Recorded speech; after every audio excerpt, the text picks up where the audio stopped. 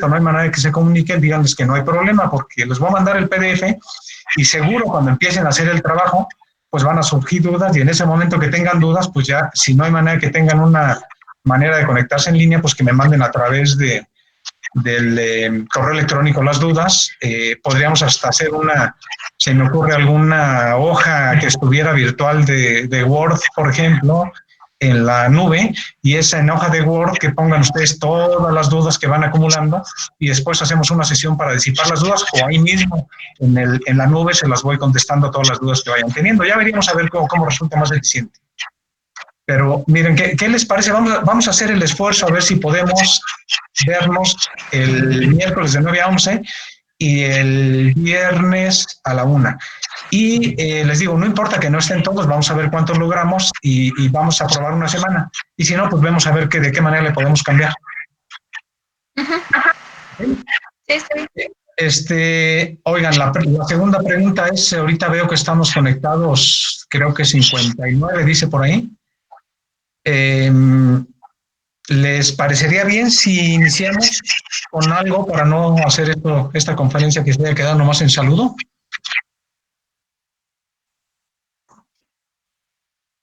¿Cómo ven?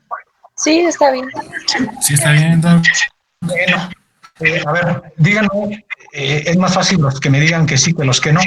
Díganme quiénes muy bien, también fíjense, nos podemos comunicar por el chat, ya me están llegando por aquí unos chats que están mandando y me parece muy bien, de esa manera también me pueden hacer preguntas, me pueden detener cuando esté platicando para cualquier cosa que tengan dudas. Muy bien, gracias a todos los que están mandando chat. Y miren, ¿alguno de ustedes tuvo oportunidad de leer el manual de obras civiles? Muy bien.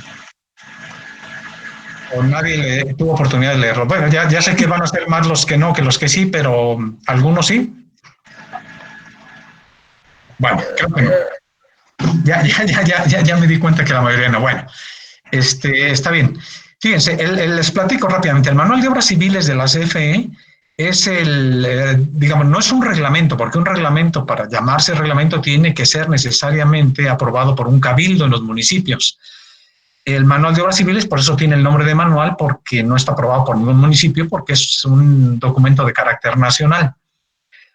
Sin embargo, es el documento más actualizado que tiene el país para evaluar el peligro sísmico y para calcular las fuerzas sísmicas que se tienen en las estructuras, para calcular las fuerzas laterales que se deben aplicar para hacer el diseño sísmico. Desde ese punto de vista, entonces, el manual lo pueden usar con toda confianza a nivel nacional, aunque no sea reglamento, y ese manual de obras civiles tiene la gran ventaja que nos permite, a través de un programa que está ahí propiamente en el manual, nos permite seleccionar cualquier lugar del país para obtener los espectros de diseño. Ustedes recordarán, porque ya varias veces en la clase lo comentamos, que un espectro de diseño es la envolvente de los espectros de respuesta, es decir, son las gráficas que utilizamos para diseñar las estructuras.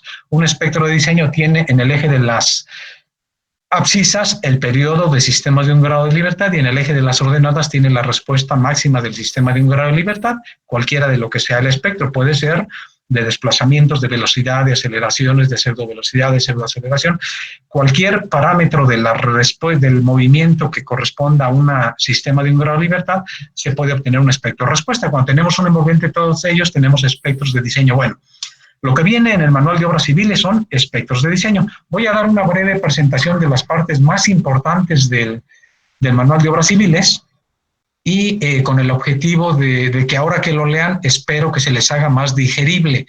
Hubiera preferido yo que lo hubieran leído primero y así hubieran llegado en esta sesión ya con dudas específicas, pero no hay problema.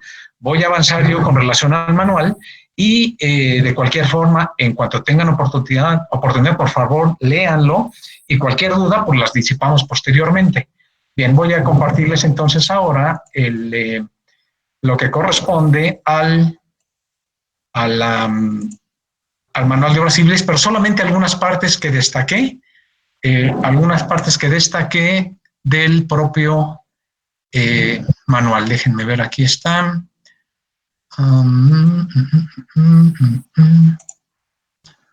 Ok. Entonces vamos a ver. Déjenme compartir esto. Aquí está. Bueno, voy a resumir algunas cosas del manual de obras civiles. En este manual lo que ustedes tienen es, déjenme quitar para que tengan mejor recepción, me quito yo y mejor dejo la presentación. Ahora sí, vamos con la presentación, aquí está. Y vamos. Ahora sí. Bueno, el manual de obras civiles lo que tiene es los espectros de diseño que debemos utilizar para diseñar estructuras sísmicamente en el país. Háganme favor de cualquier duda, cuando estoy platicando aquí, cualquier duda, interrúmpanme sin ningún problema. Díganme, no entendí esto, lo que quieran, y con todo gusto me detengo y explicamos. Bueno, yo solamente estoy tomando algunos párrafos del manual dentro de lo que yo necesito para que podamos avanzar en este último capítulo de la materia. Bueno, esta es la parte inicial del manual de obras civiles. Van a encontrar esto, es la sección 3.1, la sección el punto 3.1.1, que es la introducción. Dice que para fines de el diseño de edificios en la República Mexicana se consideran 3 niveles de importancia. Entonces vamos a tener edificios que se llaman del grupo B, edificios del grupo A y edificios del grupo A+. Obviamente, cada uno se tiene que diseñar para fuerzas muy diferentes y por lo tanto los espectros es distinto en cada una de ellas.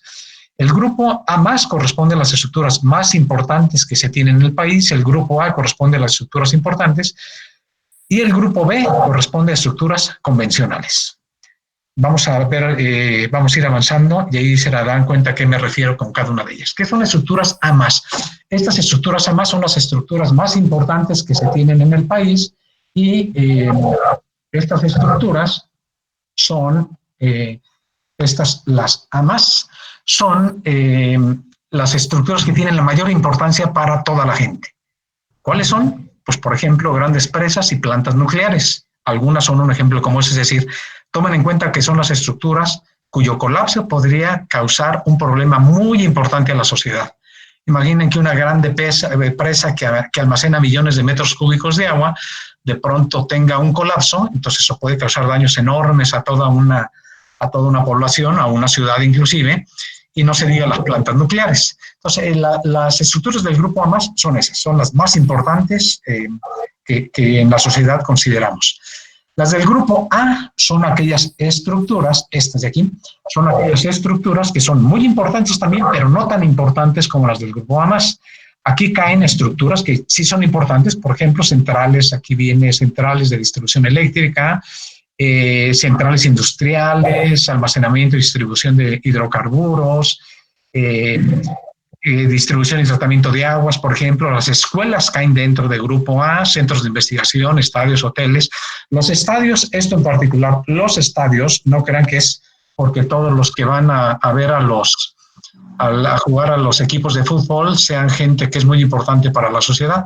No es la razón por la que los estadios están clasificados como grupo A, sino sencillamente porque en los estadios puede haber una aglomeración de personas tan importante que si ustedes van al Estadio Azteca, no sé cuánta gente quepa ahí, pero a lo mejor son 50,000 personas, y si de pronto ocurre un evento sísmico y se viene abajo el Estadio Azteca, pues pueden morir súbitamente miles de personas. Entonces, hay algunas de estas estructuras que son importantes, no tanto por la función que cumplen. Obviamente que ir a ver un partido de fútbol no es una función para la sociedad tan importante. Bueno, para los que son muy aficionados seguramente sí, pero esto tiene que ver más con aspectos específicos de la cantidad de gente que pueden tener. Sin embargo, si ustedes ven hospitales, esto que tenemos ahí, si ustedes ven hospitales o ven estaciones de bombero, estas dos son estructuras extraordinariamente importantes porque ante cualquier desastre, pues necesitamos que los hospitales estén funcionando adecuadamente para poder albergar a toda la gente que tiene que llegar ahí.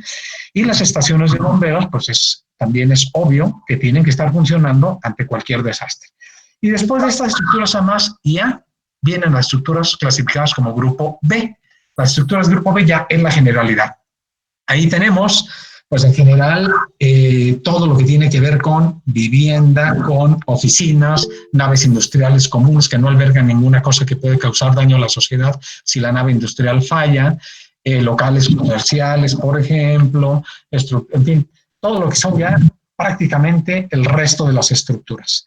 Entonces, como grupo B, tenemos la mayor parte de las estructuras que tenemos en el país. Grupo A son menos, porque son más importantes y son menos, y grupo A más son las estructuras que son mucho más importantes y por lo tanto son mucho menos todavía. ¿Alguna duda hasta aquí? No. Bueno, seguimos.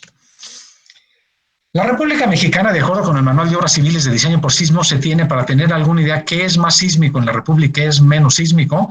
Aquí las zonas rojas son más sísmico, las zonas amarillas es lo menos sísmico que hay en la República Mexicana. Las amarillas, perdón, las menos, esta no es, la menos sísmica más bien son estas de color verde. Las amarillas son menos, pero todavía menos son las verdes. Entonces, en ese orden vamos, color rojo son las más sísmicas, el color naranja, las que le siguen, luego vienen las de color amarillo y finalmente las de color verde. Todo este conjunto de zonas sísmicas que tiene el país, pues nos da alguna idea precisamente, ya vimos en sismicidad que la mayor parte de los temblores en México se generan aquí, que son los temblores de subducción. Todos estos que vienen en esa zona, toda esta zona que viene ahí es la zona de subducción. Sin embargo, hay una falla de transformación en el norte del país y recuerdan que viene por aquí, sigue por acá y sigue hasta Estados Unidos, llamada la falla de San Andrés allá, y que originan un movimiento que esta parte se está moviendo hacia acá y esta parte se está moviendo hacia acá, de manera que lo que tenemos es una falla de transformación. Pero entonces ya se dan cuenta que la parte más sísmica de México es esta roja, que es todo lo que tenemos aquí en el sur y en el sureste de la República Mexicana, y esta pequeña zona que tenemos en el norte asociada a la falla de San Andrés. Bueno, después, ¿qué tiene que ver esta regionalización sísmica que les acabo de mostrar acá con las aceleraciones esperadas en el suelo, en el terreno duro? Aquí estamos hablando de, fíjense bien, de aceleraciones en roca. Las aceleraciones en roca, desde el punto de vista sísmico, la zona más altamente sísmica del país, que es la que ya les enseñé con rojo, que es la zona D, pues en general las aceleraciones en roca suelen ser mayores de 200 centímetros sobre segundo cuadrado. Ya si las aceleraciones máximas esperadas en roca están entre 100 y 200 centímetros sobre segundo cuadrado, entonces hablamos de zona C. Y finalmente, la zona menos sísmica de México, que es la zona A, las aceleraciones máximas del terreno duro esperadas son menores de 50 centímetros sobre segundo cuadrado. Estos son los espectros de diseño recomendados en el Manual de Obras Civiles, y esta forma de los espectros de diseño la tienen en todo el mundo. Lo que varía que es pues, las curvas, cómo caen después de la zona horizontal, y también los valores de estos periodos que definen cada una de las zonas del espectro. Eso que se llama TA, TB, TC. Eso difiere en cada país, pero en todos los países hay una parte que inicia aquí los espectros con esto que se llama A0. A0 significa, aquí lo que tenemos en el eje de las abscisas es el periodo del sistema de un grado de libertad o el periodo del edificio, y cuando el periodo del edificio tiende hacia acá, tiende a 0, al llegar a este punto que tenemos aquí, lo que representa el espectro, que es esta zona de aquí, es precisamente la aceleración máxima esperada del suelo duro. Quiere decir que si yo regreso a la tabla, estos valores que aparecen aquí de 200, de entre 100 y 200, se refieren a este punto del espectro de diseño. Ese punto que está ahí es precisamente lo que acá se llama A0 de referencia. Luego, tienen una línea recta que parte de ese punto y llega hasta aquí, que es el valor máximo que tienen los espectros de diseño correspondiente a un periodo TA, que es el que les mostraba acá. Se vuelve horizontal el espectro de diseño, toda esta parte es horizontal, quiere decir que entre el periodo TA y entre el periodo TB, la aceleración de diseño es la misma para todos los edificios que tengan periodos entre A y B, la aceleración de diseño es la misma, pero cuando los edificios tienen periodos mayores que TB, es decir, de aquí hacia acá, ahora sí vienen a disminuir, hacia acá va cayendo las aceleraciones de diseño. Lo que tenemos aquí en el eje de las ordenadas, es decir, el eje vertical, es la aceleración con la que se diseñan los edificios. Quiere decir que si el edificio tiene, por ejemplo, un periodo como este, ustedes vienen aquí, piririrín, llegan acá, y ustedes diseñarían vienen hasta acá y diseñan con esta aceleración. El edificio tiene un periodo que esté por aquí, por ejemplo, entonces ustedes vienen por acá, llegan hasta la meseta y este sería el valor con el que diseñarán el edificio. Entonces, para eso son los espectros de diseño del reglamento. Dependiendo del periodo que tenga el edificio, ustedes entran aquí y con ese valor de aceleración, con eso obtienen las fuerzas laterales que se deben aplicar a una estructura. Esto solamente es una gráfica, son espectros de diseño, pero es una gráfica que les permite saber cuál es la aceleración elástica que esperarían en un edificio cuando ustedes ya conocen de antemano el periodo que tiene el edificio, salvo que exista apliquen esto que vamos a ver tantito más adelante, que se llama el método estático, que ya habíamos empezado a platicar de él cuando terminó la última clase que tuvimos.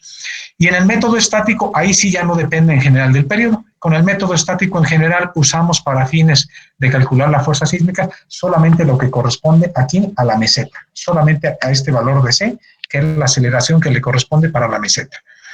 Estos espectros, lo que ven aquí también son un conjunto de ecuaciones. Aquí les da la ecuación, esta primera es una ecuación de una recta, es la ecuación de una recta que define la recta que tenemos ahí. Luego, por ejemplo, esta ecuación se refiere a una hipérbola que está definiendo la ecuación como está cayendo aquí, y esta otra ecuación que viene acá les define cómo está cayendo por acá, de TC en adelante. Entonces, este conjunto de ecuaciones que están ahí en el Manual de Obras Civiles les permite dibujar esto, pues ya nada más dándole valores al periodo del que se llama T, que es el periodo del edificio, y entonces dando valores ustedes ya con esto pueden calcular todo lo que viene ahí. Sin embargo, el Manual de Obras Civiles de la CFE tiene también un programa que se llama Pródisis. Este Pródisis es un programa que hicieron acompañado del Manual de Obras Civiles, es un programa de cómputo, que lo que hace es que con ese programa podemos directamente obtener todos los aspectos de diseño en cualquier lugar del país y ya está programado ahí, de manera que es lo que tiene el Pródisis, pues nomás las ecuaciones que vienen aquí. Tiene puestas en todo el país las ecuaciones que vienen aquí para que, dependiendo de cómo sea, o sea, lo que en el país es distinto en cada sitio es esto que está aquí. Esto es distinto en cada lugar del país, que es el acero, porque obviamente la aceleración que esperaríamos de cuál fuera la aceleración máxima en terreno duro en Morelia, pues obviamente que es muy diferente a la aceleración máxima esperada en Lázaro Cárdenas cada vez que tiembla. Y obviamente también es muy diferente a la aceleración máxima en terreno duro esperado en Monterrey, por ejemplo. Entonces, este valor de A0 va cambiando en cada zona, en cada lugar, cada sitio de México, pero una vez conocido esto, se construye el espectro de diseño con las ecuaciones que vienen aquí. Pero, bueno, esto es para que ustedes sepan cómo se obtiene, y ahí están todas las ecuaciones en el manual, lo que ya tienen ustedes en PDF. Sin embargo, rara vez utilizamos estas ecuaciones porque para eso está el programa que ya desarrollaron, que viene acompañado con el manual, y uno solamente utiliza el programa y automáticamente le da el espectro ya, escogiendo cada sitio de México. El Pródisis todavía no lo tienen ustedes porque como no habíamos llegado aquí no se los había proporcionado, pero se puede bajar de internet, está libre, pero igualmente se los voy a mandar yo a través de los jefes del grupo. Cristi ya vi que está aquí, Edgar también, ¿verdad? Estás por aquí, ¿verdad? Sigues por acá. Sí, aquí ando. Ah, ok, perfecto. Entonces a Cristi y a Edgar les voy a mandar el programa Pródisis para que a su vez ustedes me hagan favor de enviárselo a todos los demás. Es un programa de software que se instala en la computadora y con ese van a poder obtener aspectos de diseño en toda la República. Bueno, sí, Cristi. ¿Sí me decías? No, nada, que estaba bien, profe, que yo se los paso. Ok, perfecto. Bueno, ahora, ¿cómo se relaciona esta A0 que tenemos aquí, esta que ya les dejé todo rayado, esta A0 que está aquí, cómo se relaciona con esto? Fíjense bien lo que viene el título de esta diapositiva, dice acá arriba, terreno duro. Entonces, obviamente, bueno, ya por todo lo que han vivido y que han ustedes escuchado con relación a lo que pasa en la Ciudad de México con los terrenos que son muy flexibles por el alto contenido de agua que hay en toda esa zona lacustre, pues ustedes saben que la aceleración cuando ocurre un temblor, cada vez que se mueven las placas tectónicas, obviamente no es lo mismo lo que se siente, y ya se los expliqué en clase también, en la zona de terreno duro de Ciudad de México que en la zona de terreno blando. Pero ¿cómo se relaciona estas aceleraciones del suelo, esta que está aquí, cómo se relaciona entre el terreno duro y blando? Bueno, también el Pródisis lo puede obtener, y de manera simplificada, para que tengan alguna idea, está esta tabla. La relación que guarda entre terrenos, esta sería la aceleración en terreno blando, esto es en terreno blando, y esta es la aceleración de terreno duro. Entonces, esta que tengo aquí, que es la de terreno duro, es la que viene en la tabla anterior, esta. ¿Y qué tan grande puede ser las aceleraciones de terreno blando en un sitio cuando ustedes conocen las de terreno duro? Bueno, pues se multiplica por esto que el propio Prodigy le llama factor de sitio. Y lo que se van a dar cuenta es que el factor de sitio, obviamente, si están esto es en terreno 1 quiere decir terreno duro. Por lo tanto, esto que es terreno 1, no importa qué zona del país estemos hablando, todos los factores de sitio en terreno duro es 1, 1, 1 y 1. Porque no importa si estoy en Lázaro Cárdenas o estoy en Monterrey, en las diferentes zonas sísmicas del país, si es terreno duro, pues todos no tiene por qué amplificarse nada. Pero si estamos en un terreno que ya es más blando, esto que se llama de transición o terreno tipo 3, que es terreno flexible, pues ahora sí, dependiendo de la zona sísmica, dependiendo si es zona A, B o C, el factor de sitio es distinto y los valores máximos que adquieren son los que están en la zona A. Es decir, el factor de sitio más grande por el que se toma la aceleración en un terreno de transición o un terreno flexible es de 2.6 o 3. Eso les dará una idea que la aceleración de diseño que ustedes esperarían, por ejemplo, en la zona centro de la Ciudad de México, es alrededor de 3 veces lo que tendrían en Ciudad Universitaria de Ciudad de México, que es terreno duro. Y así sucesivamente, dependiendo de la zona del país, pues así se obtienen. Nuevamente, todo esto está programado en el Prodigy, así que igualmente, digo, hay que conocerlo, pero en realidad está todo esto programado en el Prodigy. Bien, y hay algunas, para clasificar el suelo también podemos usar la aceleración máxima esperada, es decir, si la aceleración máxima esperada en terreno está entre 32 y 490, eso nos lleva a que este es un terreno tipo 1, y la zona del coeficiente sísmico, también el valor de la meseta, les voy a recordar esta C que viene aquí, esta C es la que corresponde a la zona de la meseta, es esta que está aquí, miren. Esta C, lo que corresponde a esta zona del espectro, la zona horizontal, es decir, es el valor más alto del espectro de diseño. Entonces, terreno duro normalmente tiene aceleraciones del suelo en roca, en este intervalo, y el valor de ese C anda en este intervalo. En terreno 2 y 3 varían, pues ya como vienen acá.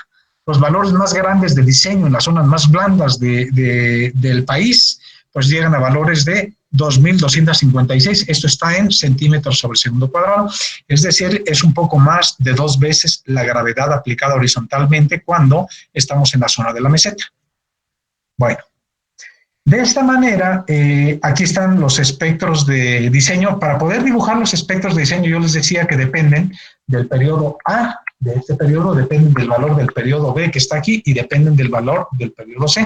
Bueno, pues esos valores están puestos aquí en esta tabla, que lo tienen ahí en la tabla 1.12 del PDF, donde dependiendo del tipo de terreno 1, 2 o 3, entendiendo que terreno 1 es terreno duro, 2 es transición y 3 es terreno blando, si es zona A, B, C o D, pues el periodo A vale esto, o el periodo B o el periodo C. Lo importante que se den cuenta en este instante es que siempre que es terreno duro, no importa si estamos en zona A, B, C o D, si el terreno es 1, fíjense cómo esto son los mismos. Esto y esto es lo mismo. Es decir, en zona A, B, C o D, si el terreno es duro, el ancho de la meseta, es decir, el ancho que tiene el espectro de diseño, esa parte horizontal que es la aceleración máxima, siempre está entre un periodo de 0.1 y un periodo de 0.6. Ya, si el terreno no es duro y empezamos a terrenos de transición tipo 2 o tipo 3, pues ya los valores de TA y TB van cambiando, como viene aquí de 0.2, de 1.4, de 0.3, de 2, ya van cambiando. Y la forma, estos factores que vienen acá, K y R, tienen que ver con la forma en que van cayendo los espectros después de la meseta. Entonces, bueno, dense cuenta que el valor donde se define, donde termina esta zona de la primera curva del espectro, esta que llamamos TC, es decir, esta zona termina, aquí, el valor que corresponde a este periodo TC, es el mismo sin importar ni tipo de terreno, ni tampoco zona sísmica. El valor de TC, como lo ven en la tabla, siempre es 2 segundos. Lo que cambia son el TA y B, dependiendo del tipo de la zona sísmica y el tipo de terreno, pero el TC siempre es el mismo, y también el valor de K y R que determina las ecuaciones, esas constantes para ver cómo van cayendo los espectros de diseño, pues están dados también en esta misma tabla. Bueno, los espectros de diseño, a ver, insisto otra vez, regreso un poquito, les llamé aquí, si ustedes vieron el título de esto, le llamé espectro de diseño elástico. Elástico es la clave.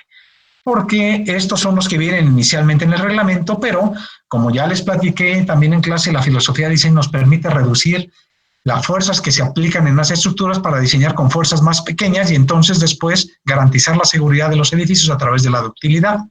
Entonces, estos espectros elásticos permiten que se reduzcan por 3 factores fundamentalmente. Aquí están los factores por los que se reducen los espectros de diseño elásticos. Se reducen por este factor que está aquí, llamado Q', que se llama ductilidad, que depende a su vez depende del periodo del edificio, que es este, y depende de este que se le llama factor de comportamiento sísmico. Entonces se reduce el espectro, la A que viene ahí es la aceleración correspondiente, el numerador, es la aceleración correspondiente al espectro de diseño en cualquier parte del espectro de diseño, dependiendo del periodo que estemos entrando, pero es la gráfica del espectro. Y se reduce entonces por Q', y se reduce también por sobreresistencia, que es este otro que tenemos aquí, esta R, y se reduce también por esta Rho que aparece aquí, que se le llama redundancia. Aquí de la redundancia no está puesta en esta diapositiva, aquí nada más está mostrado esquemáticamente la reducción por ductilidad y por redundancia. Fíjense cómo el espectro que originalmente, ahorita les hablo de esta primera figura del lado izquierdo, voy a referirme a esta y voy a referirme a esta ahora. En estas dos de la derecha, vean ustedes cómo, si ustedes reducen por este factor de sobreresistencia, si ustedes reducen por esto, la idea es que el espectro elástico, que es el que está en azul, este que está aquí en azul, al dividirlo entre la sobreresistencia que permite el reglamento, se convierte en este rojo que está acá. Entonces, lo que ven es que van a diseñar con fuerzas mucho más pequeñas porque tienen una disminución de aceleración. ¿Cómo se obtiene la sobreresistencia? Pues se obtiene con esta expresión que viene aquí, que la voy a poner más grande ahorita en una diapositiva posterior. Pero bueno, tengan en cuenta que la forma del espectro queda idéntica. Fíjense cómo la sobreresistencia lo que hace nada más es bajar las ordenadas, hacerlo más pequeño, pero la forma queda igualita. Cuando ustedes reducen por ductilidad, a diferencia de sobreresistencia, la ductilidad hace que la reducción, cuando dividen ustedes entre este factor que está definido por las ecuaciones que están aquí señaladas, este factor está definido por estas ecuaciones que están aquí, estas ecuaciones hacen que al dividir este espectro de diseño entre lo que dan estas ecuaciones que depende del periodo, ya el espectro cambia de forma. Ya no tienen el espectro con la meseta que aparece aquí, sino el espectro se transforma en este que tienen acá. Oigan, estoy yo asumiendo que en la presentación sí están viendo, nada más dígame alguien sí o no, ¿está viendo lo que estoy dibujando yo con flechas? Hola. Sí, profe. Sí, Ok, perfecto. Sí, Estoy acá dibuje y de pronto pensé que a lo mejor nadie lo veía. Bueno, entonces, ok, perfecto. Fíjense cómo entonces el espectro elástico, que es este, el espectro elástico es este, el espectro elástico también es este, que estoy aquí esquemáticamente. Cuando ustedes disminuyen por sobreresistencia, que es esto de aquí del lado derecho, el espectro queda la misma forma, queda exactamente igual aquí, que como era el elástico, salvo que más abajo quedan aceleraciones más pequeñas. Pero cuando ustedes reducen por ductilidad, ya la forma del espectro cambia totalmente porque se elimina esta parte, que es la zona de la meseta, y se convierte nada más en un pico. Queda solamente un pico y queda la forma del espectro reducido así. Y falta reducir por este otro factor, que es la redundancia, que en esta diapositiva no aparece, pero ya se los menciono más adelante. Bueno, hay una tercera reducción, que estas siempre las reducen. Estas tres que vienen aquí, que es esta, que es ductilidad, sobreresistencia y redundancia, esta que les decía acá, se tienen que reducir siempre. Siempre buscan ustedes qué valores para reducir. Pero hay una cuarta posible reducción, que no se los había comentado, que tiene que ver con el amortiguamiento. Si ustedes recuerdan, yo les dije que los amortiguamientos de las estructuras varían dependiendo del material. Que, por ejemplo, una estructura de acero puede tener amortiguamientos de entre el 1 o 2%, una estructura de concreto 4 o 5% de amortiguamiento, y una estructura de acero puede llegar a valores de alrededor del 7%. Perdón, una estructura de mampostería, en ese orden. Las que tienen menos amortiguamiento, las de acero 1 o 2, concreto 4 o 5, y mampostería alrededor del 6-7%. Bueno, si ustedes saben los espectros que trae el reglamento, estos espectros elásticos que les estoy platicando aquí, estos, que ya lo dejé toda rayada, pero este espectro que está aquí dibujado, lo que les va a dar el pródisis siempre son espectros asociados a 5% de amortiguamiento. Están hechos para 5% de amortiguamiento. Si ustedes van a diseñar una estructura que dice, no, es que yo estoy seguro que mi estructura, yo la evalué y llevé a medir de alguna manera con vibración ambiental, medí que el amortiguamiento no es 5, sino es 8, bueno, el reglamento les permite que ustedes disminuyan otra vez que es el espectro elástico, lo hagan más pequeño, considerando que el amortiguamiento no es 5, sino es más grande. Entonces, si el amortiguamiento que tienen ustedes es más grande de 5, lo pueden hacer más pequeño. Pero si de pronto ustedes están seguros que el amortiguamiento, porque es una estructura de acero, se dejó de transmitir lo que está proyectando en su pantalla. No sé si solamente sea yo. ¿Pero qué pasó? Perdón, a ver otra vez, por favor. Dejó de transmitirse lo que está viendo usted en su pantalla. A ver, por favor, los demás, ¿les pasó lo mismo? No, sí se sigue transmitiendo. Nada más que Bucio intentó transmitirlo, pero nada más en el icono del ingeniero, nada más dale en su pantallita y ya luego te aparece. Ok, déjame ver, gracias. Nada más con la pantalla del doctor Mitchell y ya. A ver si sí. Esperemos que se corrija. ¿Se corrigió?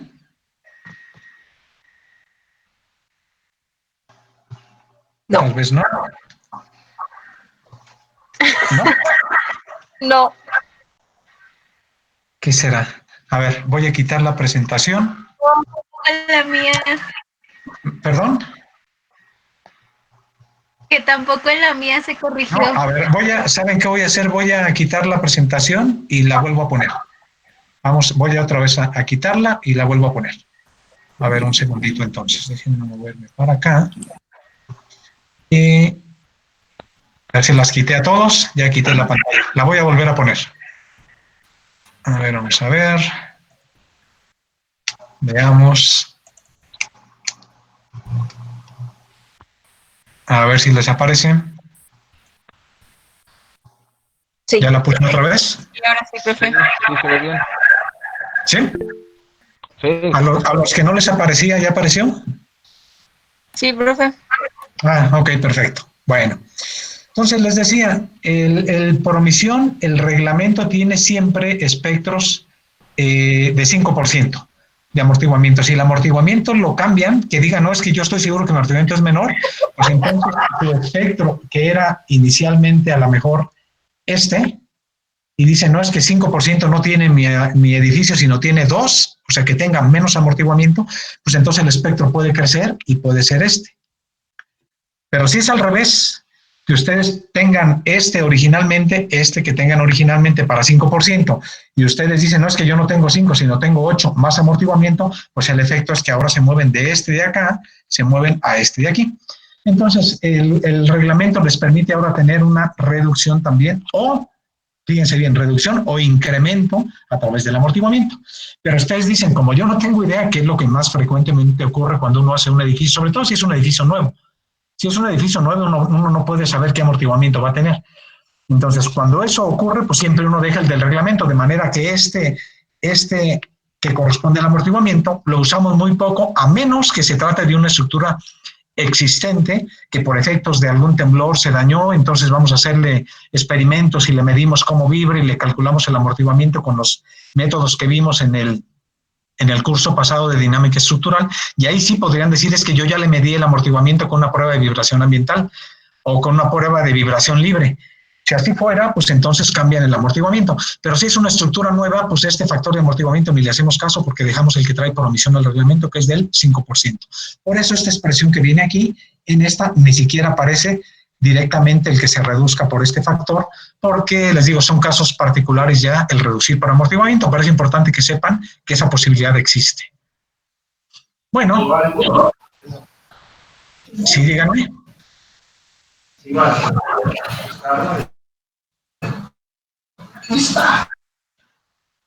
A ver, no estoy escuchando bien.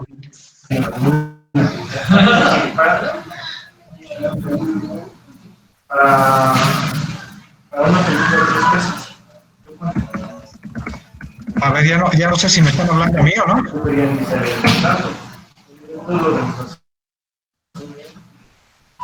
que no, ¿eh? Bueno, Creo que no, Doc.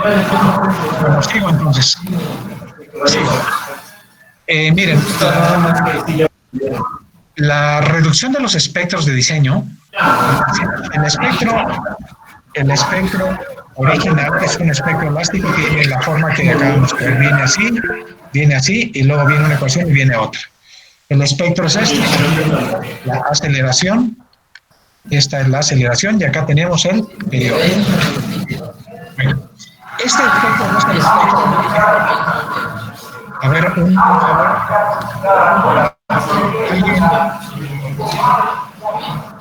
ver, un favor. Alguien que no sé de quién de ustedes por ahí tiene abierto un micrófono y se oye mucho ruido. ¿No saben quién será? No. Ese de la sección 2, que apague su micrófono. A ver, alguno de por ahí, que porque está oyéndose mucho ruido. Ah, creo que ya.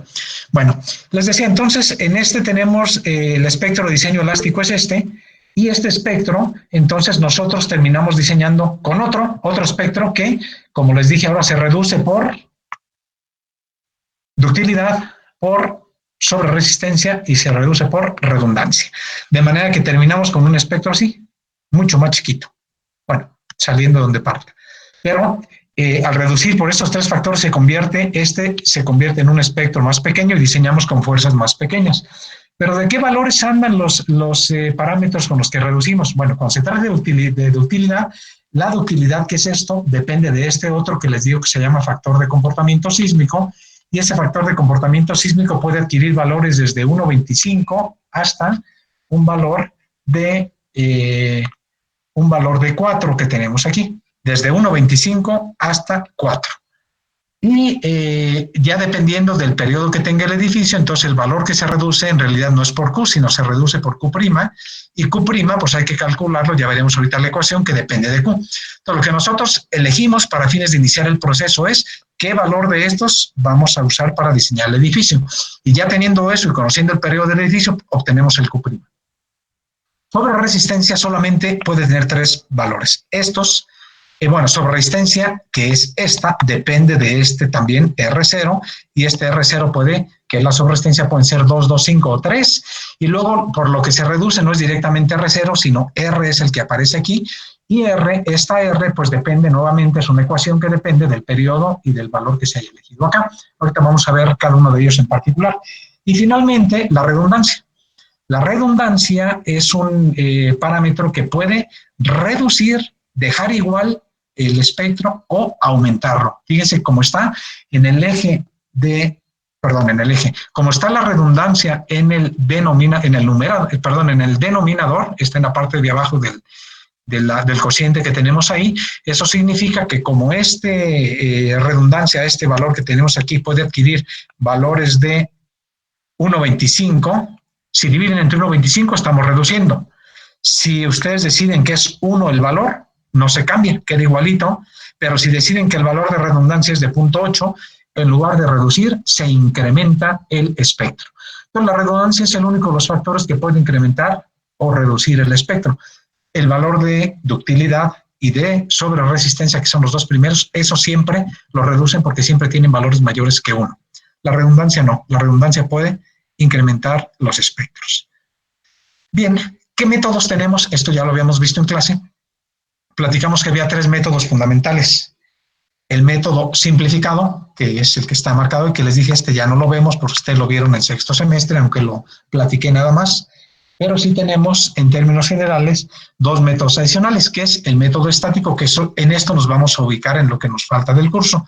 Analizar estos 2, que son la parte medular del curso de ingeniería sísmica. Método dinámico y método estático. Dentro del método estático, lo que se hace es calcular las fuerzas laterales, inclusive con algunas de las 2 secciones, lo vimos ahí, lo platicamos ya, pero bueno, aquí lo estoy repitiendo. La fuerza lateral que se aplica en cada uno de los entrepisos, es decir, esta fuerza lateral que viene aquí, esta fuerza lateral que está aquí, todas las fuerzas laterales que se aplican en el edificio en cada uno de los lugares donde se concentra la masa, que son cada uno de los niveles donde está la losa, se calculan con esta expresión que está aquí. Esta es la expresión que nos permite calcular la fuerza lateral que le corresponde a cada uno de los niveles para hacer el análisis estructural del edificio. ¿Pero de qué depende la fuerza lateral que le corresponde a cada uno? Pues depende de esto, importante, que es lo que sacamos del espectro de diseño. Esto es lo que sacamos del espectro de diseño, la aceleración que viene ahí. Si ustedes no conocen el periodo del edificio y normalmente no lo conocemos con el método estático, entonces la aceleración que viene ahí es la aceleración correspondiente a la parte, a esta, corresponde a la meseta. Cuando es el método estático, la aceleración que ustedes usan es la aceleración que corresponde a este valor, es decir, el valor que tiene aquí de aceleración, de ahí a ahí. Y cuando ustedes ya conocen no conocen el periodo, entonces ya tienen esta aceleración, como les digo, sacada de ahí. Y los demás parámetros que vienen aquí son, pues el QPIMA, que ya dijimos que es la ductilidad, que ya vemos cómo se calcula, la sobreresistencia, la redundancia y parámetros ya específicos del edificio. ¿Qué es esto? El peso de cada nivel. Este es el peso de cada nivel, aquí lo puse esquemáticamente como WN, pero es el peso que tiene este piso, cada uno de los pisos, cuánto pesa en total el edificio en cada uno de los pisos, depende de la altura de la ubicación de cada piso, esta H'(N) que está acá, y con ello podemos ya calcular con todos esos parámetros que vienen ahí en el reglamento y las características propias del edificio, como son las alturas medidas desde la base, la altura que tiene, por ejemplo, la altura del primer nivel sería siempre medida desde la base, la altura del último nivel para ponerla en la ecuación que tienen ahí sería esta, es decir, desde la base siempre, esta sería la altura del último nivel, y el peso de cada nivel pues es el que corresponde al peso total. Y con ello, el método estático lo que nos proporciona es esto, que son las fuerzas que se deben aplicar en cada uno de los niveles, y ahí termina. Con eso acabamos cuando se aplica el método estático. Lo que pasa es que el método estático no lo ponemos siempre a aplicar porque depende de la altura de la edificación. Pero cuando lo hagamos con el método estático, ahí terminó. Ahí se acabó el análisis sísmico, ya teníamos las fuerzas, aplicamos rigideces y se acabó. Terminamos.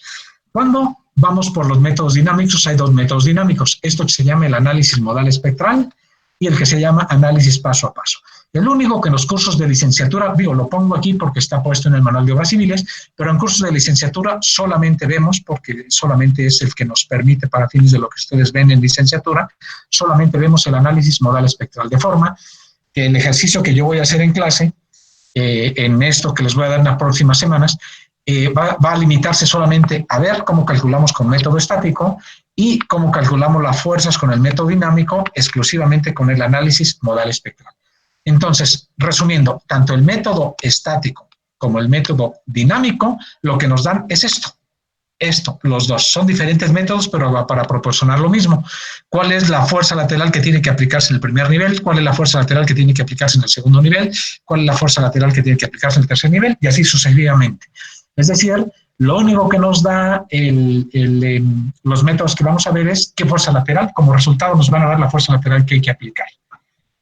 Bueno, ahora sí ya platiquemos directamente, ya nomás un ratito más y le paramos. Platiquemos cómo son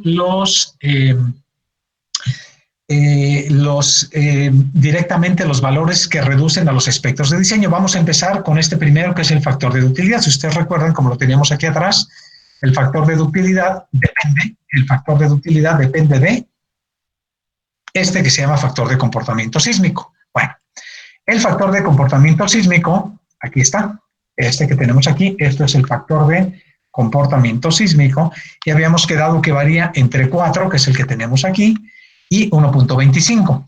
Pero, fíjense, cuando se usa Q igual a 4, que es, fíjense nada más qué tan grande es la reducción.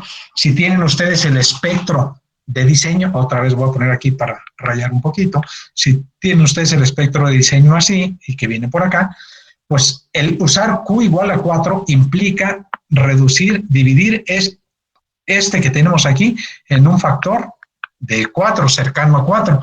Es decir, harían 4 veces más pequeña la aceleración de diseño del edificio. ¿Cuándo se puede hacer eso? Pues si diseñan para valores tan pequeños que redujeron el espectro elástico 4 veces, tienen ustedes entonces necesariamente que diseñar con un edificio que sea suficientemente dúctil, porque lo diseñan con fuerzas tan pequeñas que va a tener tan poquito armado el edificio, que la única manera que se mantenga en pie cuando tiembla es que fluyan todas las varillas de las columnas y que el edificio tenga una ductilidad muy grande para que no se venga abajo. Por esa razón, cuando ustedes diseñan Q igual a 4, o también usan para los dos casos, es para Q igual a 4 o para Q igual a 3, en cualquiera de esos casos, ustedes tienen que hacer el diseño que viene en los reglamentos y cuando ya terminaron el diseño, tienen que entrar en lo que en los reglamentos se llama un capítulo específico de marcos dúctiles. ¿Qué significa? Que una vez que acabaron ya de diseñar el edificio, ya tienen ustedes tamaños de traves y columnas, no pueden entregar planos todavía, porque si diseñaron con Q igual a 4 o Q igual a 3, implica que tienen que ir a ese capítulo especial que tienen los reglamentos y revisar todos los requisitos que se señalan en el capítulo de marcos dúctiles. ¿Qué requisitos son? Bueno, requisitos muy severos para las conexiones vía-columna. Se revisen la conexión vía-columna, que tengan una conexión suficientemente adecuada que genere una ductilidad muy buena cada vez que ocurre un temblor.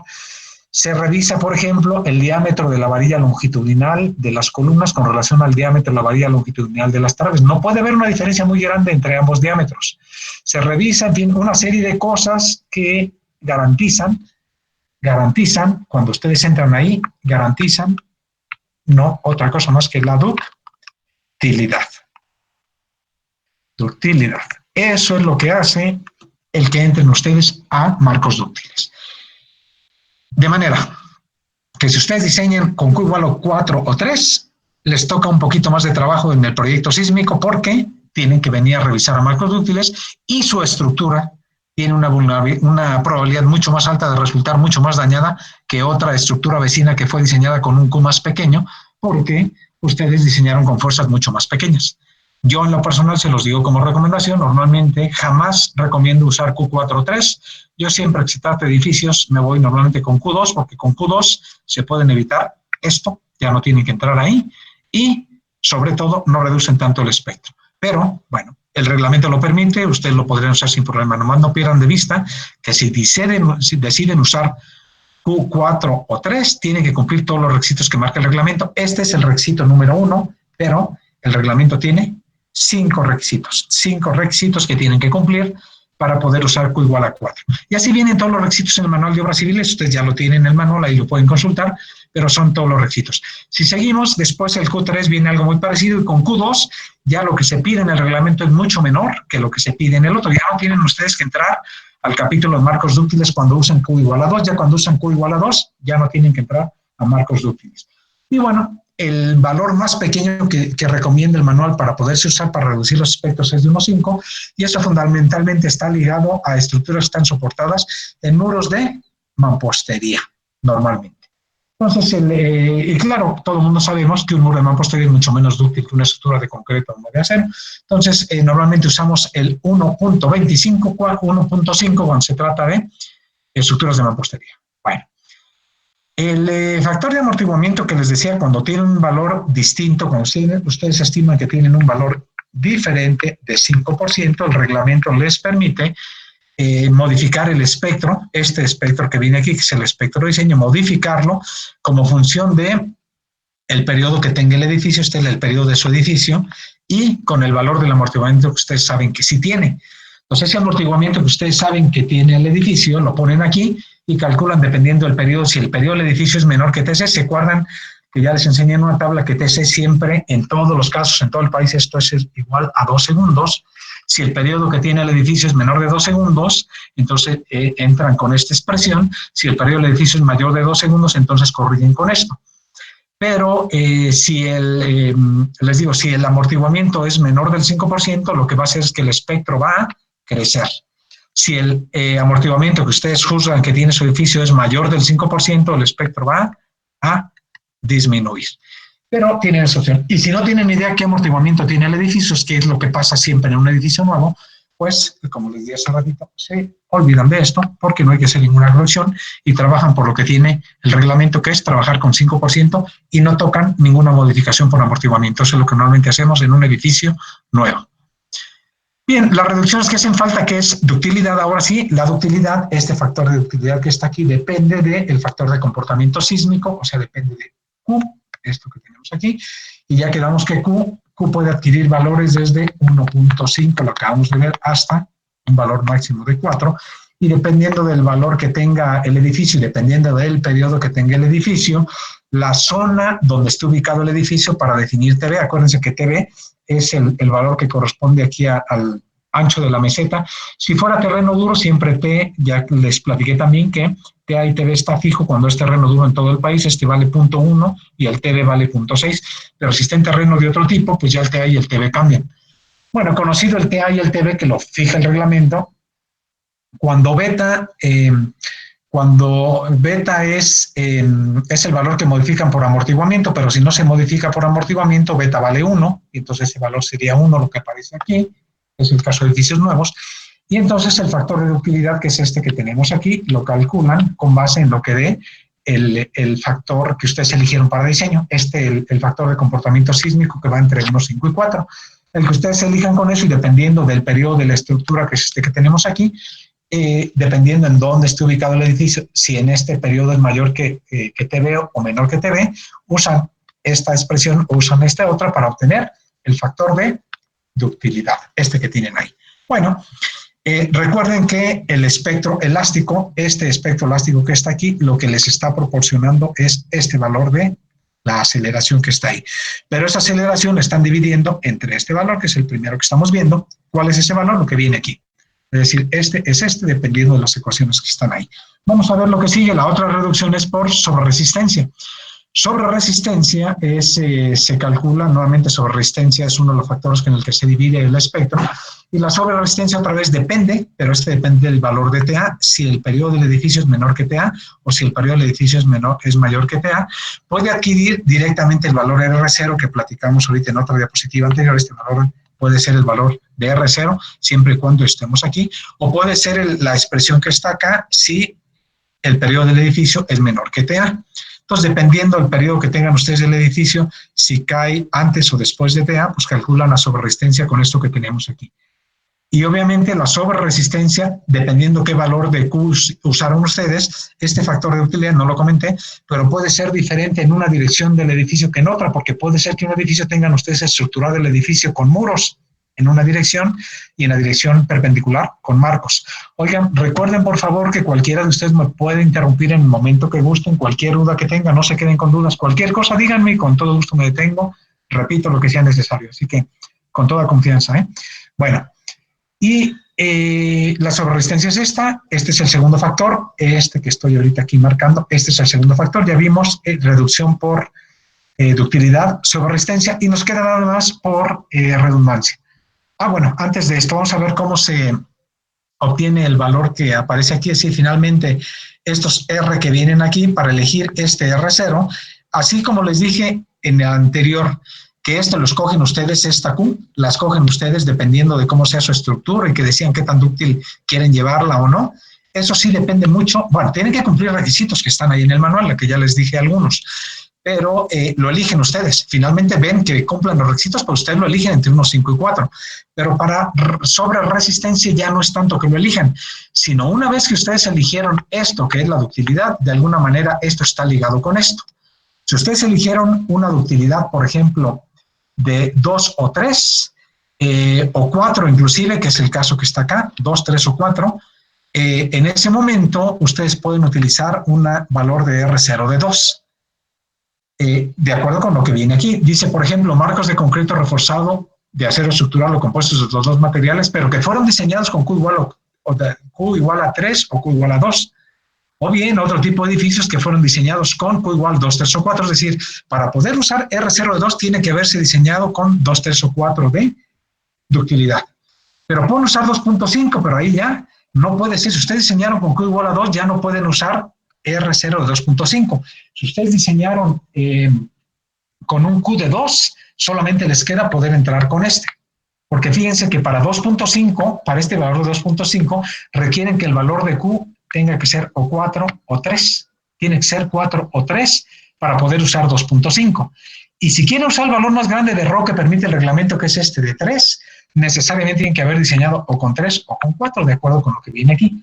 De forma que solamente pueden utilizar el valor de valor de R0 para la sobreresistencia de 3, cuando ustedes diseñaron con un factor de comportamiento sísmico de 3 o 4, 2.5 también de 3 o 4, pero para otro tipo de estructuras, y el más pequeño de la sobreresistencia lo usan siempre que tengan un valor pues, de 4, 2 o 3, pero digamos que si ustedes eligieron ya para diseño, que es lo que yo normalmente hago, que les comentaba, si ustedes eligieron una Q igual a 2, ya no hay opción. Un Q igual a 2, la única opción de sobreresistencia es esta. Porque con Q igual a 2 solamente es el único caso que aparece para el valor de R0 de 2. Si se van a 2,5, aquí si ustedes lean el párrafo ya no van a tener aquí ningún Q de 2. Si se van a 3, acá habla solamente de Q de 3 o 4. De forma que en el momento si ustedes deciden diseñar la estructura con Q de 2, que tiene aquí, pues automáticamente ya están obligando a que esto, R0, la sobreresistencia vale 2. No pueden poner más grande que eso. Si utilizan Q de 3 o 4, entonces ya tiene opción de ver si cumple con los requisitos de 2,5 o de 3 en ese caso. Y la redundancia, que les digo que es el último factor por el que se reduce o aumenta, en este caso, son las que siguen. Fíjense bien, ρ igual a 0.8, que en este caso incrementaría, porque como está en la parte de abajo de este cociente, dividir entre 0.8, pues incrementaría las aceleraciones de diseño, que están acá, y son en estructuras con al menos 2 marcos o líneas de defensa paralelas en la dirección de análisis cuando se disponga de marcos de una sola crujía o estructuraciones equivalentes. Sé que este párrafo de pronto no les quedará muy claro, pero lo que sigue cuando terminemos esta revisión del manual es que me voy con un ejemplo paso a paso donde voy a tener que calcular todo lo que estamos platicando aquí y ahí les diré qué es la línea de defensa y qué es la crujía y todo esto. Ahorita lo único que quiero que vean es que la redundancia puede adquirir el valor de 0.8 dependiendo de las líneas de defensa que tiene el edificio. Puede ser 1 cuando tiene 2 o más líneas de defensa paralelas a la dirección, en fin, aquí vienen los requisitos, o puede ser hasta 1.25, que en este caso sí reduce las aceleraciones cuando ya tiene al menos 3 marcos o líneas de defensa paralelas en la dirección de análisis y cada línea de defensa tiene al menos 3 crujías. Esto vamos a regresar cuando ya estemos haciendo el ejercicio, pero recuerden que la redundancia puede incrementar la aceleración o puede reducir la aceleración, que sería este último caso que tenemos aquí, o dejarla exactamente igual si tienen el caso intermedio. Bueno, ya con eso vimos todos los factores que son, nuevamente, ductilidad, sobreresistencia, redundancia. Por esos 3 factores se reducen los espectros de diseño. Bueno, ya casi terminando, el manual de obras civiles tiene algunas condiciones de regularidad.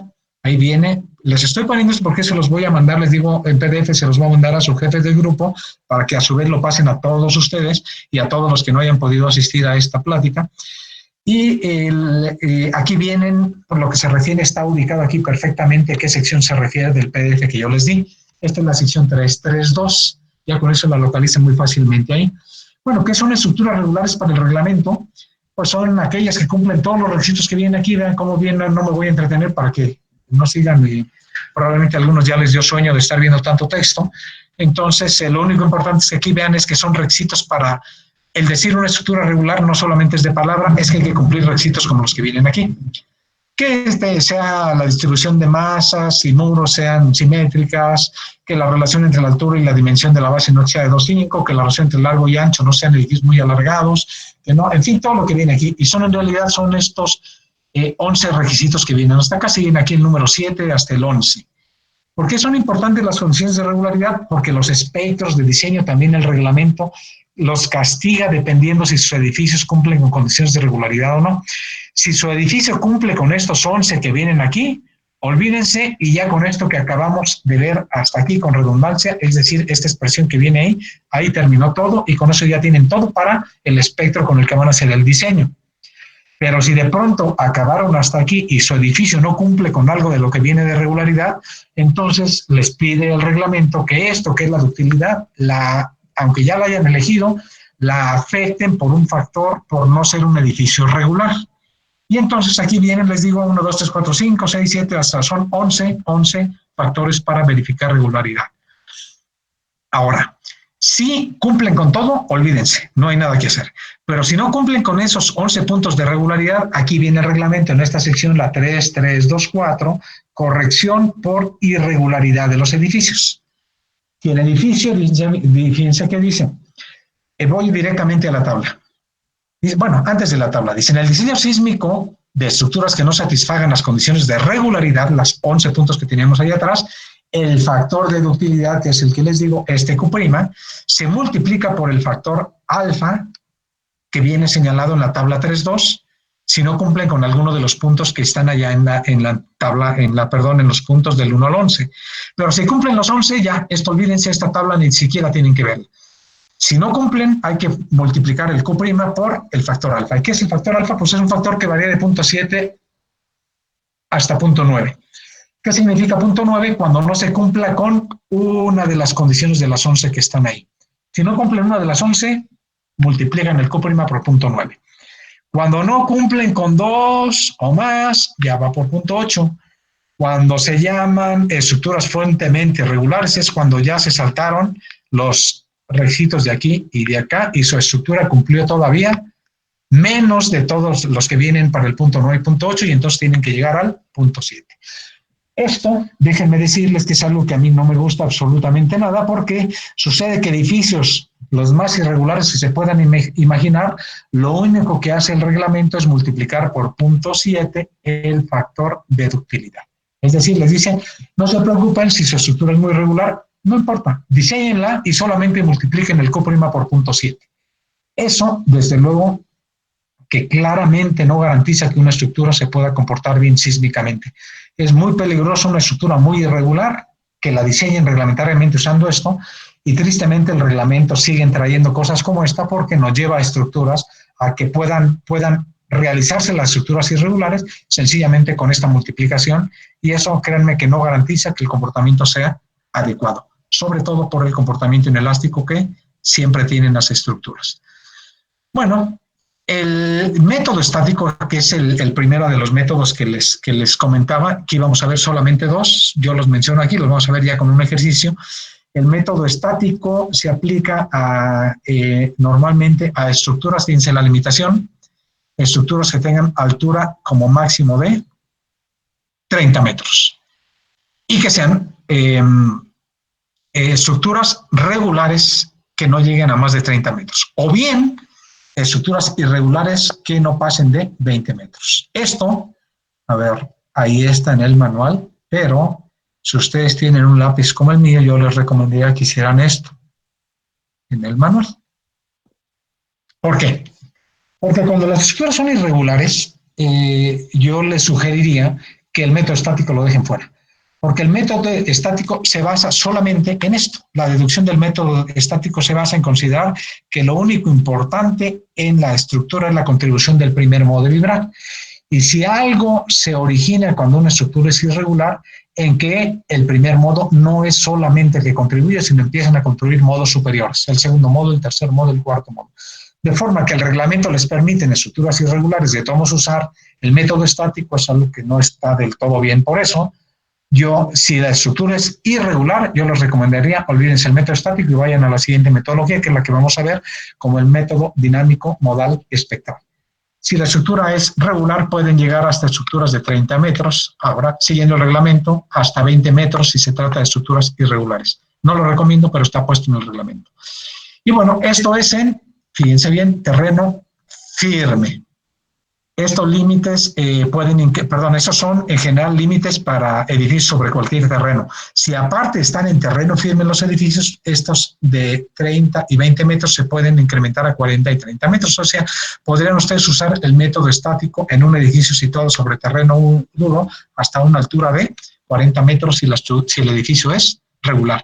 Y ya hablar de 40 metros, pues estamos hablando tranquilamente de edificios de cercanos a 15 pisos.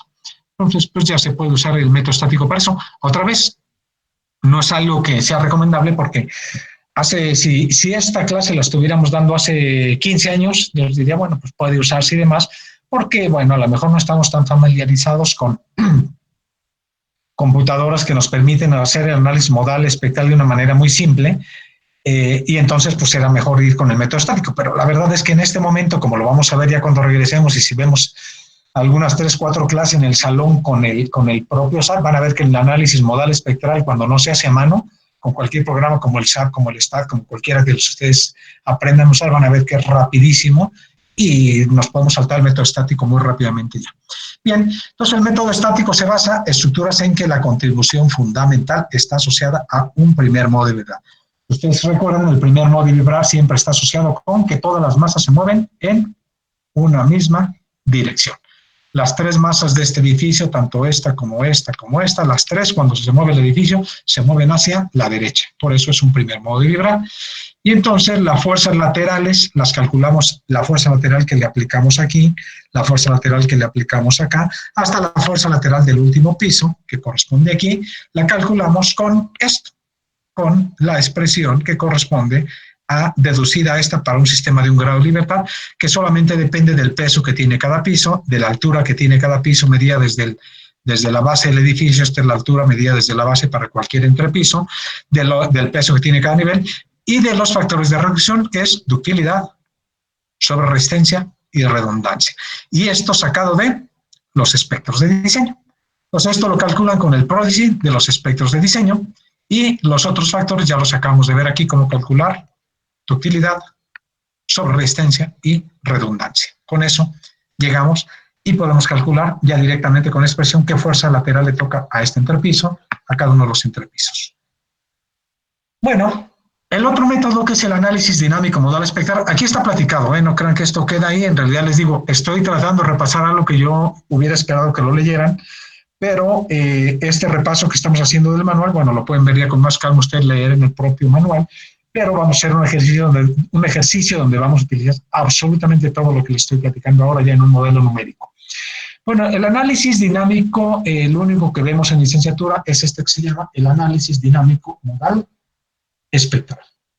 Esto, como lo podrán pensar, pues ya este nombre les dará alguna idea de lo que vimos en el curso de dinámica estructural, que es calcular los modos de vibrar de una estructura. El primer modo, su frecuencia, su forma modal. De eso depende la aplicación de este método que tiene el reglamento. Entonces, el análisis modal espectral dice, por ejemplo, esto es algo muy importante, lo que está subrayado en amarillo, deben incluirse el efecto de todos los modos de vibración que tengan un periodo mayor o igual que 0.4 segundos. Si los edificios tienen un primer modo, un segundo modo, un tercer modo, eso lo vimos ya en el curso anterior, cuando ustedes están aplicando este método dinámico análisis modal espectral, luego de pronto surge la duda, ¿y cuántos modos considero para fines del método, de la aplicación del método? Porque un edificio puede tener miles de modos de vibrar. Entonces, ¿realmente tengo que meter todos los modos que tiene el edificio? No, hay que meter cuando menos todos los que tienen periodo mayor o igual que 0.4. Eso significa casi siempre el primer modo, segundo modo. Si hablan ustedes de un edificio de 20 pisos, yo les diría que probablemente van a tener que meter alrededor de 5 modos cuando mucho. Si hablan de un edificio de 40 pisos, a lo mejor requieren meter alrededor de 25 modos. Pero ese edificio de 50 pisos puede tener tranquilamente 10-20 mil grados de libertad y por lo tanto modos de vibrar. Pero el análisis modal espectral les permite que puedan utilizar solamente los que sean mayor que 0.4, y estos para los edificios suelen ser los primeros modos siempre. Así que no son muchos los modos con los que trabajamos. Y la otra condición para el análisis modal espectral es que nunca se utilicen, dice aquí, al menos los 3 primeros modos de traslación del análisis. Al menos 3 modos. Claro, que si su edificio tiene menos de 3 modos, pues utilizan los que tengan nada más. Pero si su edificio tiene más de 3 modos y ya, por la otra condición que dice todos que tengan mayor que 0.4, sucede que solamente tienen mayor que 0.4 2 modos, pues no, de todos modos tienen que usar cuando menos 3 modos de vibrar, 3 como mínimo. Bueno, y por otro lado, cuando ya tienen ustedes edificios modelados tridimensionalmente, empezamos a utilizar algo de lo que llamamos en el curso de dinámica estructural, a ver si lo recuerdan, aquello que se llamaba, lo denotábamos con esta letra, que era la gamma mayúscula. Alguien de los que tenga por ahí ponga su micrófono y alguien me dice qué es esto que vimos en dinámica estructural. ¿Con qué denotábamos esa gamma mayúscula? ¿Alguien se acuerda? A ver, despierten. ¿Algunos se acuerdan?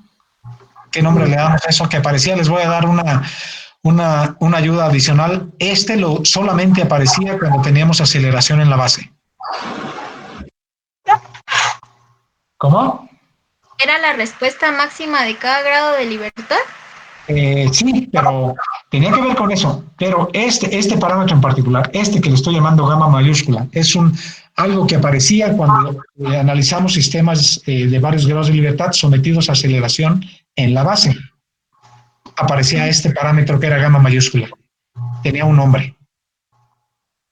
A ver, alguien que sabe. Participación de masas. Exactamente, factor de participación de masas, bravo, muy bien. Este factor de participación de masas es lo que aquí se llama en el Manual de Obras Civiles, es ligeramente modificado, pues este que se llama aquí peso efectivo. Bueno, también les pide el reglamento que cuando ustedes están usando este método de análisis modal espectral, este método, y si tienen ustedes un análisis tridimensional, tomen como mínimo 3 modos, todos los modos con periodo mayor que 0.4, y cuando los pesos efectivos tienen que ser mayor o igual que el 90%, y eso tiene que ver con los factores de participación directamente. Esto tiene que ver, esta expresión, muy parecida a lo que vimos con factores de participación. Entonces, esto va ligado totalmente, por eso les decía cuando veíamos dinámica, que todo esto lo tenían que después en ingeniería sísmica recordar, porque lo que traen los reglamentos es la base, todo parte de la ingeniería sísmica. Y luego combinamos la respuesta con esto, que es la raíz cuadrada de la suma de cuadrados de la respuesta de cada modo, de todos ellos. ¿Se acuerdan quién propuso esto en los años 60, que les dije, un investigador muy reconocido en México? ¿Alguien se acuerda para darle crédito al profesor? ¿No se acuerdan del profesor? Rosenbluth. Ándale, el profesor Rosenbluth. Este profesor Rosenbluth fue el que propuso lo que ven esto como la suma de cuadrados, la raíz cuadrada de suma de cuadrados que tiene el reglamento. Aquí está puesto con un paréntesis elevado a 1/2 la suma de las respuestas de cada modo. Esta es la respuesta de cada modo elevada al cuadrado, o sea, cada término es este y la suma, pues es la suma de todos ellos. Esto lo vimos también en dinámica estructural, que es la propuesta del profesor Emilio Rosenbluth para combinar los modos, la contribución de cada modo de vibrar. Y bueno, ya déjenme nada más, ahora sí, siempre les digo que ya casi, pero ahora sí, ya casi ya es esto, ya para no dejar nada pendiente. Finalmente, hay una restricción en el análisis modal espectral. Cuando usamos este método, en el método estático no les dije nada, porque el método estático es conservador. En el análisis modal espectral, el reglamento les dice que si utilizan ustedes el análisis modal espectral, tengan cuidado con este requisito, esto que le llaman revisión de cortante basal. Si se aplica el método, cualquier método dinámico, en este caso para el método modal espectral, dice que la relación del cortante en la base de la estructura dividida entre el peso de la edificación nunca puede ser menor de este cociente, es 0.7 dividido entre todos los factores de reducción, que es ductilidad, sobre resistencia y redundancia. Es decir, nunca podemos diseñar para valores menores que 0.7 la aceleración, 0.7 la aceleración del espectro de diseño, ya reducida por los factores que tenemos ahí. Y entonces, esto de manera práctica, ¿cómo lo verificamos cuando utilizamos este método de análisis modal espectral? ¿Cómo verificamos que se cumpla esto? Bueno, normalmente se usa para ello el análisis estático. Dice, esta condición, en este párrafo que está aquí abajo, esta condición implica que siempre debe hacerse, fíjense bien, el análisis estático. Es decir, que cuando ustedes deciden, no, mi estructura yo lo voy a diseñar con el análisis modal espectral, de cualquier forma les dice el reglamento que una vez que terminen de obtener las fuerzas sísmicas con este método de análisis modal espectral, que es un método dinámico, deben ustedes de todos modos hacer el análisis estático para verificar que lo que les dé el análisis modal espectral nunca sea menor que el 70% de lo que les proporciona el método estático. Es decir, de manera práctica, lo que se hace es hacer el análisis modal espectral y en esto que se llama revisión de la fuerza cortante basal, se hace el análisis modal espectral, se hace el método estático ahí mismo y se verifica que lo que obtuvimos como fuerzas laterales de diseño, las fuerzas laterales con las que diseñamos este piso, la fuerza lateral con la que diseñamos esta y la fuerza lateral que diseñamos esta, con el método obtenidas con el modal espectral, nunca pueden ser menores que lo que les da el 70% del método estático. Así que, si usan el método estático, ahí terminó todo.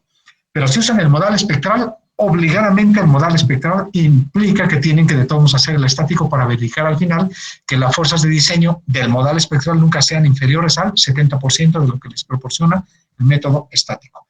Y ahora sí, para terminar, una vez que ya tienen ustedes las fuerzas laterales en el edificio obtenidas con el método estático o el análisis modal espectral, Lo último que hacemos siempre, una vez que terminan todo eso, ya tienen ustedes inclusive dimensiones probablemente de traves, de columnas, de lo demás, pues es revisar que los desplazamientos que tiene el edificio no sean excesivos, ya lo que se llama aquí como revisión de estado límite. Se revisan 2 estados límite de acuerdo con el reglamento, que son desplazamiento en esto que se llama condiciones de servicio. Para condiciones de servicio, lo que ustedes buscarían es que nunca los desplazamientos laterales que tenga el edificio sean mayores que 0.002, fíjense bien, 0.002 veces las diferencias de elevaciones correspondientes de un entrepiso, o 0.004, el límite está entre 0.002 o 0.04.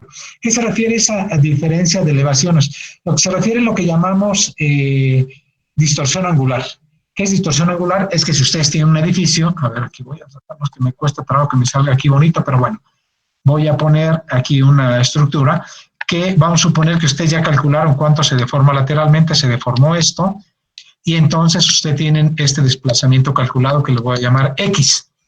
Bueno, si ustedes obviamente conocen cuál es la altura de lo que tienen aquí, se le llama distorsión angular, que normalmente se denota con la letra delta, como la relación que hay entre el desplazamiento lateral que tiene el entrepiso dividido entre la altura del entrepiso. Esto es lo que el reglamento controla, que este valor, perdón, entre la altura, este valor no puede ser mayor que 0.002 o 0.004, dependiendo si lo que tienen arriba de ese entrepiso, imaginen que aquí arriba es azotea y ya no hay nada, pues entonces iría con el 0.004.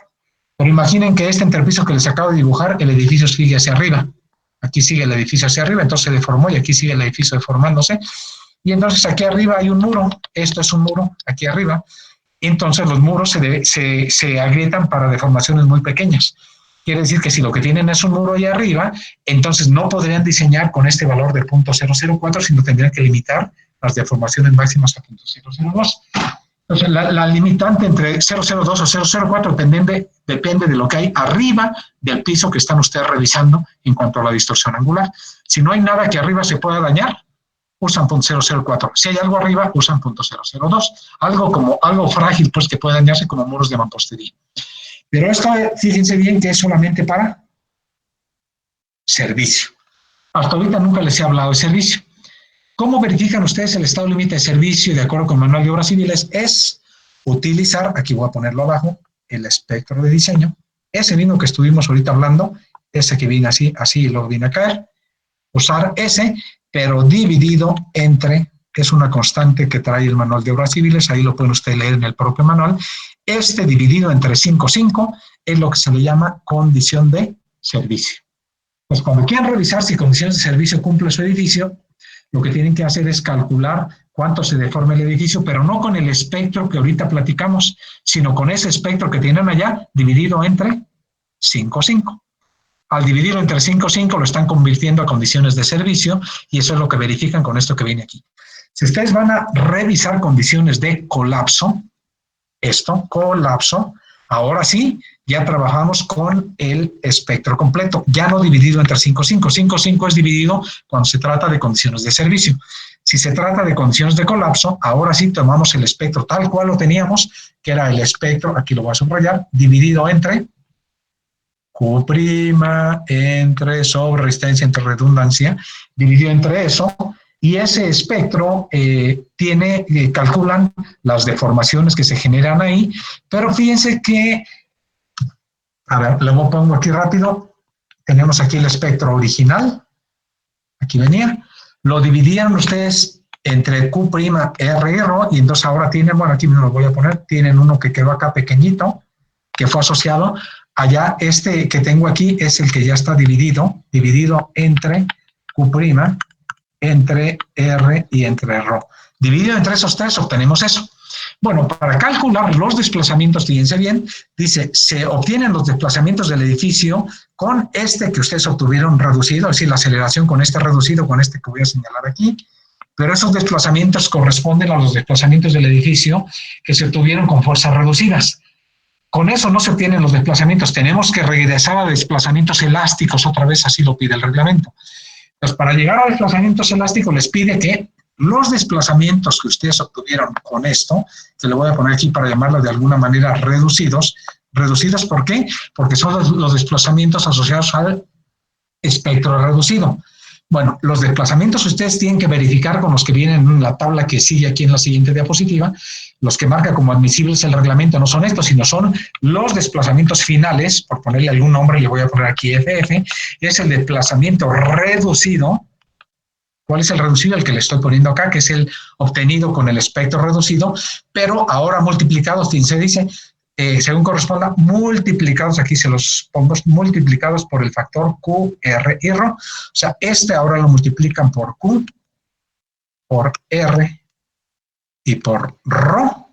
Y estos son los desplazamientos que ustedes tienen que verificar, con los que ahorita les voy a enseñar en la tabla que viene. Pero fíjense que no están multiplicando por Q'. Acá se redujo por Q', R y Rho. O sea, se redujo acá por ductilidad, subresistencia y redundancia. Cuando obtienen los desplazamientos ya reducidos, los que vienen de su análisis estructural, pero con esos reducidos, para verificar si el edificio cumple o no, estos reducidos se multiplican por Q, que ya no era ductilidad, sino el factor de comportamiento sísmico, eso sí, por R y por Rho. Entonces, solamente la diferencia es que ya no se multiplican por Q', sino por Q. Y obviamente esto nos va a llevar a desplazamientos, estos finales, pues de luego que más grandes que estos, que son los reducidos que se habían obtenido con el espectro reducido. Entonces, los desplazamientos se calculan al final, ya para verificar si el edificio cumple o no, los que obtuvieron del análisis y se multiplican por factor de comportamiento sísmico, sobre resistencia y redundancia. Por esos tres se multiplican y con eso ya ustedes lo verifican en cada entrepiso. Nuevamente, en cada entrepiso calculan el desplazamiento relativo del entrepiso entre la altura del entrepiso y esto que es lo que hemos llamado distorsión angular. Esto para cada uno de los entrepisos, ustedes lo verifican, todos los entrepisos que tenga el edificio lo calculan para cada entrepiso este cociente y lo verifican que no sobrepase lo que viene en esta tabla. Así terminamos el diseño estructural. Si una vez que hicieron el diseño, encontraron elementos mecánicos, hicieron el diseño, encontraron tamaño de columnas, traves, armados, y después obtienen los desplazamientos como se lo estoy señalando aquí, verifican finalmente si esta relación de desplazamiento relativo del entrepiso, entre la altura del entrepiso, no sobrepasa lo que viene aquí en esta tabla, ya, se acabó ahí y váyanse a hacer planos estructurales y se terminó. Pero, si este cociente que está marcado nuevamente, lo palomeo, resulta mayor que los admisibles que vienen en esta tabla, pues entonces tienen que regresar al inicio. ¿Qué significa? Cambiar tamaño de columnas, lo que sea necesario, porque entonces no están cumpliendo con los desplazamientos laterales admisibles que permite el reglamento.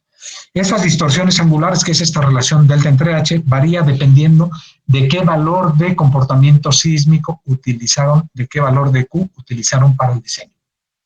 Si usan Q4 o 3, pueden utilizar distorsiones de 0.03 o 0.025. Se permite que llegue hasta allá porque se supone que están haciendo un edificio muy dúctil y les permite llegar hasta allá.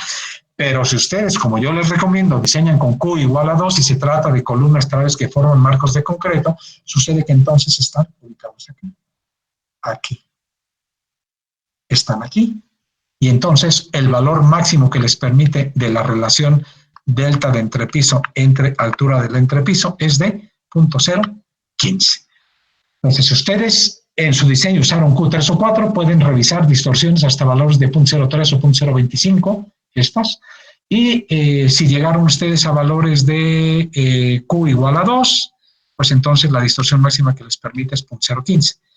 Pero si se trata, por ejemplo, una estructura con muros de mampostería que no cumplen algunos requisitos que marca el reglamento, lo que viene acá, pues entonces fíjense, las distorsiones a cuánto se limitan a 0.002, a valores mucho más pequeños que lo que corresponde a este caso que son marcos formados por traves y columnas.